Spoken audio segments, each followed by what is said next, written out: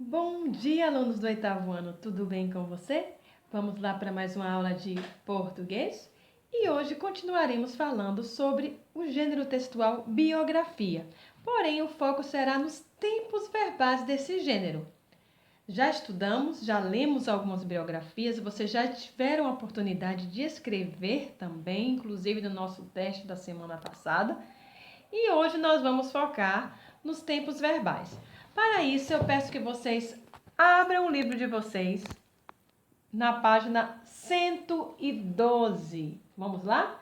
Livro de língua portuguesa, página 112.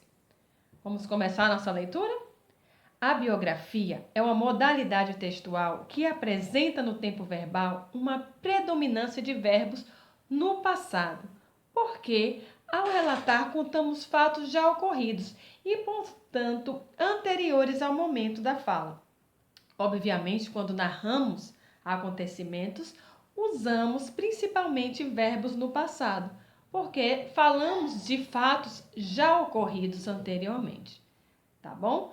Eu gostaria que vocês lessem comigo, na mesma página, um trecho de uma biografia de alguém chamado Araci Guimarães. Vocês terão oportunidade de ler essa biografia completa nas próximas aulas, mas hoje focaremos nesse trecho. Prestem atenção que há alguns verbos sublinhados e outros estão em negrito. Nós faremos um pequeno exercício focado nesse trecho da biografia de Araci Guimarães. Nasceu no Paraná em 1908, filha de pai brasileiro e mãe alemã.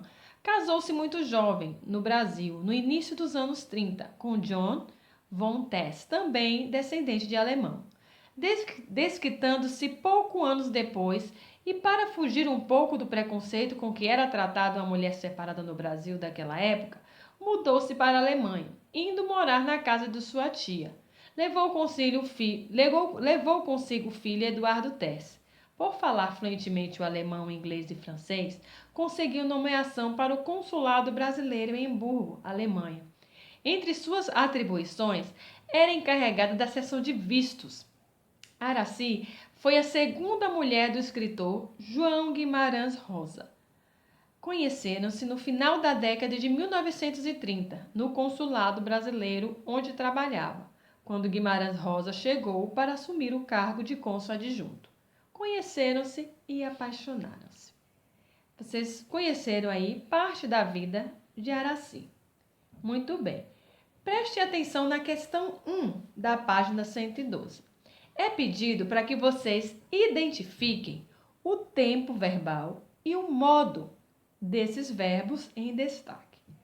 Percebam que o tempo verbal desses verbos está relacionado ao passado.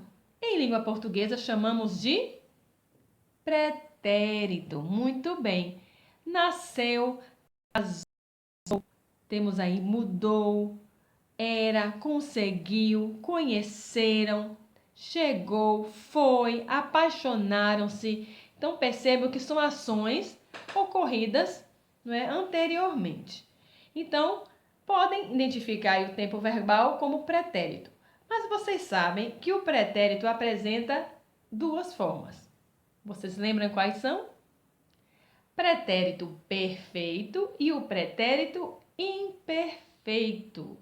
Conseguem lembrar quando podemos usar esses dois tipos de pretérito? Muito bem. O pretérito perfeito, vou ajudar vocês a lembrarem. Ele se trata de ações concluídas no passado. Já o imperfeito também são ações concluídas, porém elas levaram algum tempo para serem finalizadas. Por isso é chamado de pretérito imperfeito. Então vocês percebem que os verbos sublinhados estão no pretérito perfeito ou imperfeito? Percebem? Nasceu, casou, levou, conseguiu, conheceram, mudou. São ações pontuais, já terminadas, começadas e terminadas. Então, estão escritos no pretérito perfeito. Já os verbos que estão em negrito, como era, trabalhava, não era novamente, percebemos aí também em destaque, são verbos que estão no passado, mas que levaram algum tempo até essas ações serem concluídas. Então, estão escritos no pretérito imperfeito. E, claro, estão no modo indicativo. Então, é isso que você irá responder no exercício da página 1. Muito bem. Nós falamos aí de modos verbais. Lembrando que em língua portuguesa há 3 modos verbais: o indicativo, subjuntivo e imperativo. Vamos relembrar? O indicativo é o modo da certeza, ele permite que nós afirmemos algo. Olhe um exemplo. Araci trabalhou ou trabalhava no consulado brasileiro em Hamburgo. Percebem que os verbos em destaque indicam ações terminadas no passado, tá bom? O subjuntivo, ele está ligado à subjetividade, aos nossos julgamentos de valor, às opiniões, à possibilidade, ao incerto, à irrealidade. Era necessário que Araci trabalhasse no consulado brasileiro em Hamburgo. A mesma oração, porém, mudando o verbo trabalhar para o modo subjuntivo. E vocês podem perceber aí neste exemplo, que não houve o mesmo efeito. Não é Araci trabalhou ou trabalhava, é uma ação realmente acontecida, não temos dúvida. Já era necessário que Araci trabalhasse, nós vemos aí que pode ser um conselho, uma opinião, uma possibilidade, mas não apresenta a realidade. E quando falamos de imperativo, o que entendemos? O imperativo está ligado à ordem, ao conselho, ao pedido, à sugestão, à súplica. Olha como é que fica esta oração no imperativo.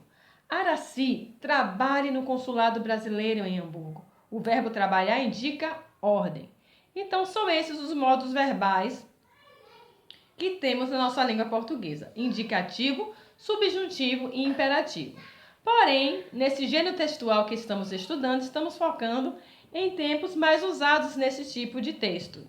Então, o que mais usamos é o indicativo. E no modo indicativo, há 2 formas também que encontramos com mais frequência nas biografias, que é o presente e o pretérito. Eu peço a vocês que abram os livros na página 113. Temos aí um infográfico descrevendo esses 2 tempos verbais, tanto o presente como o pretérito do indicativo. Esse mesmo gráfico está lá na página 113. O presente do indicativo é o tempo mais versátil, é o que permite maior quantidade de possibilidades semânticas. Semântica é a área da língua portuguesa que estuda o significado. E esse modo verbal, ele dá mais possibilidades de significado dos verbos, em nossa língua. Então, há algumas funções que nós temos quando usamos o presente do indicativo. O primeiro é para indicar fato rotineiro, que costuma acontecer com frequência. Olha um exemplo. Sempre durmo às 21 horas. Ando 800 metros todos os dias para ir à escola. Então, vocês percebam aí que nós podemos usar o presente para indicar algo que você faz com frequência. É rotina. Você também pode usar quando você fala algo ao mesmo tempo em que acontece a sua fala. Quando o verbo indicar algo que ao mesmo tempo que você está falando está acontecendo. Por exemplo, esta é a minha prima, ela precisa da sua ajuda. Você percebe aí que é um fato simultâneo, acontece ao mesmo tempo, ao momento da fala. Você também pode usar ele no passado, sabia? Mas tornando próximo ao leitor, como se participasse da história. Lembra que nós estudamos o relato histórico, que conta fatos que aconteceram na história? Porém, se você quiser usar verbos nesse relato histórico para aproximar mais o leitor da realidade, você também pode usar o presente. Olhem em um exemplo. Em 1822, Dom Pedro I proclama a independência do Brasil. Outro exemplo. Após todas as considerações dos colegas, o diretor anota tudo e encerra a reunião. Você percebe que são ações que ocorreram no passado, mas foi usado o presente do indicativo para, de alguma forma, dar a ideia de mais proximidade ao leitor. Outra função do presente do indicativo também pode apresentar futuro. Sim, mas numa linguagem mais coloquial, mais comum, aquela linguagem mais aproximada do dia a dia. Olha um exemplo. Saímos juntos no fim de semana. Saímos juntos no fim de semana? Então, indica futuro, mas numa linguagem mais, coloquial, mais do dia a dia, nós podemos usar também o presente. Outro exemplo, confirmo por mensagem, tudo bem? Também uma oração que indica futuro, um verbo que indica futuro, mas de uma forma mais coloquial podemos usar o presente do indicativo. Outra função dele é apresentar um fato constante com o qual todos concordam, tomado como verdade universal. Um exemplo, o sol se põe todos os dias. A água ferve a 100 graus centígrados. Percebam aí que é uma afirmação, não é, com a qual todos concordam. É uma verdade já tomada universalmente. E, em última instância, aqui temos comentários sobre fatos. Não é? Quando comentamos sobre algo que está acontecendo, nós usamos o presente. É a linguagem mais usada nas reportagens, nos jornais, na mídia. Prestem atenção. Os jornais noticiaram um aumento do preço da gasolina. O governo já não sabe o que fazer para que esse aumento não impacte tanto no preço dos alimentos e artigos de primeira necessidade. Com tanto aumento, fica difícil planejar as férias em família. Então, com certeza vocês devem ter entendido como usamos o presente do indicativo. Agora, na mesma página do livro, página 113, vou colocar a minha imagem um pouquinho abaixo para que vocês possam ler. Vamos falar agora sobre o pretérito. Nós já começamos a falar que na língua portuguesa o pretérito é dividido em dois basicamente, mas também há um terceiro uso do pretérito. O pretérito ele indica um passado pontual, um fato ocorrido e terminado, e é capaz de indicar acontecimentos com um aspecto duradouro, com o significado de continuidade. Muito bem. Já o pretérito imperfeito do indicativo, ele indica uma ação que ocorreu no passado, porém ela levou algum tempo para ser concluída. Ela não foi concluída imediatamente. Logo acima vocês percebem o pretérito perfeito. Ou seja, ele foi uma ação pontual, ocorrida e terminada, certo? Já o imperfeito, ele também aconteceu e terminou, porém levou algum tempo para ser concluída. Então, pode também indicar uma ação que costumava acontecer. Meu pai pescava muito nesse rio. Aquela mulher vendia pão todos os dias. Percebam que as marcas formais mais comuns que identificam o pretérito imperfeito são as formações vá e ia. Por exemplo, pescava, estava, vendia, ia. Então, quando você perceber formas verbais com essas terminações, elas sempre se referem ao pretérito imperfeito. E há também outra forma de também usarmos o pretérito, que é o mais que perfeito do indicativo, porém não é muito usado na língua portuguesa. São verbos que são mais presentes em poemas, vocês podem encontrar bastante, em linguagens mais formais, em textos mais formais. Então percebemos aí, pretérito mais que perfeito do indicativo. Relaciona-se a outro verbo também no pretérito. A ação que o pretérito mais que perfeito indica ocorreu antes de uma outra, também no passado. Por isso ele é chamado de pretérito mais que perfeito, pois é passado em relação a outro fato também ocorrido no passado. Então, mais que perfeito, ele sempre vem associado a outro verbo também no passado. Por isso que ele é chamado mais que perfeito.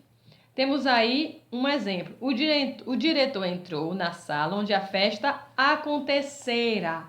Geralmente, as terminações dos verbos mais que perfeitos terminam com era, favorecera, acontecera, identificara.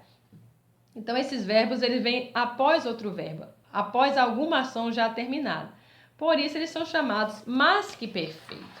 E a página 114 do livro continua falando sobre esse tempo, essa forma de pretérito mais que perfeito, não é? as formas verbais do pretérito máximo imperfeito não são utilizadas na fala e têm sido raramente empregadas na escrita, senão em textos poéticos. Olha um exemplo. Quisera nas cordas de uma harpa de arcanjo tanger de mansinho com dedos divinos meus, mas ternos versos para ti, ó meu anjo. Então percebam que esse é um poema escrito numa linguagem pouco usada, uma linguagem mais formal, e aí foi usado o pretérito máximo imperfeito. Outro exemplo, na fala convencionou-se usar a locução de particípio com o verbo auxiliar ter ou haver no pretérito imperfeito. Hoje, em vez de usarmos o máximo imperfeito, geralmente é usado junto com o verbo ter ou haver. Em vez de você dizer ela já saíra quando o namorado apareceu, você fala ela já tinha saído quando o namorado apareceu, não é? Então, de alguma forma, você substituiu, não é? De uma forma mais informal ou de uma forma que já se aceitou, não é? Como algo que de uma forma é mais agradável, né, na linguagem. Nós temos aqui nas páginas 114 e 115 alguns exercícios que nós vamos responder juntos. Se você já participou ou vai participar da aula através do Zoom, você vai ter a oportunidade de responder junto comigo e com seus colegas. Então, vamos responder todos juntos na aula, através do Zoom, as páginas 114 e 115. Após terminar de responder esses exercícios, vocês devem postar no eClass, certinho? E postem ainda hoje. Obrigada pela atenção e até a próxima aula. Tchauzinho!